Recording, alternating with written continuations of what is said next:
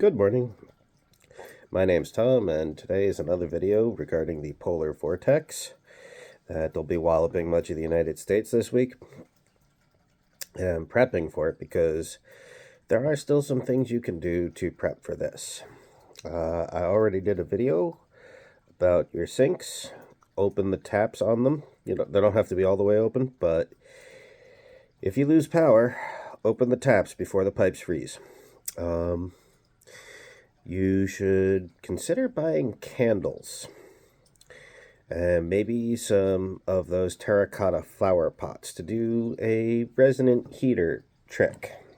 I'll also be showing a video later this week with a small aluminum can heater. You can make sure you have your batteries, the weather radio up to date, again in case of loss of power.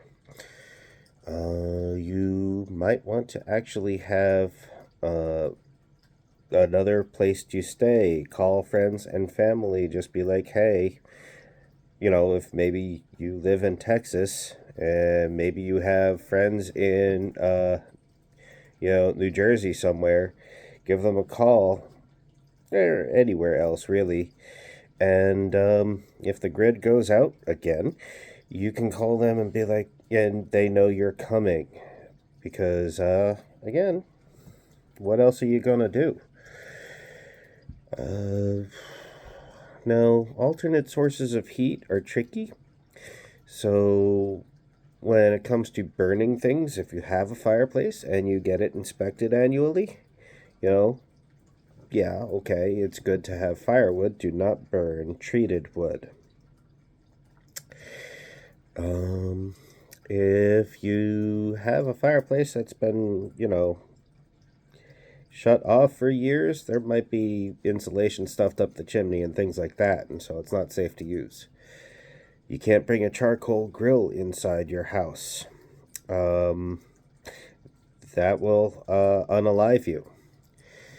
You can potentially get these indoor heaters that run on kerosene that they make in Canada, but they are dangerous if you don't know what you're doing, because if you buy the wrong kerosene for it, again, you will unalive yourself. You will build up carbon monoxide in your home with that.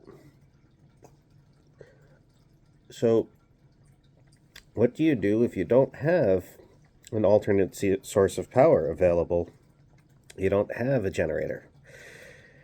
Well, you pick the smallest bedroom in your house, and that becomes the living space in an extreme situation. And you can, if it's got an exterior wall, you put comforters and blankets up on the wall, use a staple gun or whatever. If it has a window, you might want to consider getting the window draft kits, the plastic sheeting that you use to go over your window. Tighten it up with a hairdryer. They're available at big box stores or your local Ace Hardware to stop the draft, and then cover that window with curtains, blankets, or whatever.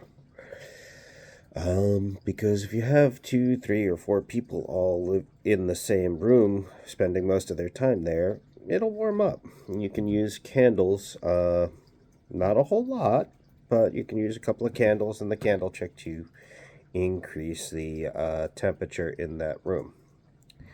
Just, it's not a lot, but every couple of degrees can make a difference. And when you have several bodies in a small space, the temperature does go up a lot. In most extreme circumstance, your dining room table, you take the couches, cushions, your pillows, all that stuff, because they're great insulators, and you essentially turn your dining room table into a pillow fort, and you stay under your dining room table. You now have a very small area with blankets and pillows, and that's a lot of insulation. You drape your blanket over your table, the sheets, comforters, duvets, curtains, whatever's available. And now you have essentially a pillow fort that is a lot easier to keep warm than a room. But again, that's extreme circumstances. But this is more about affecting the means of self-rescue, or getting yourself to a point where you will survive until rescue takes place. Get yourself keep your cell phones charged. Get yourself some battery banks for your cell phones. These are all things you can be prepared to do before the power goes out. Finally, if you've been considering a generator, number one, generators have to remain outside. You cannot run a combustion generator indoors in your house. Number two, if it's going to be wired directly into your electrical system, consult an actual electrician.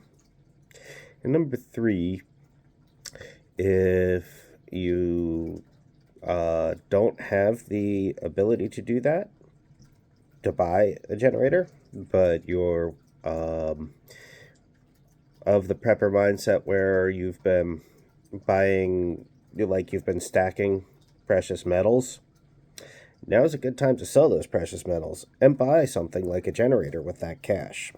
That's literally what it's for.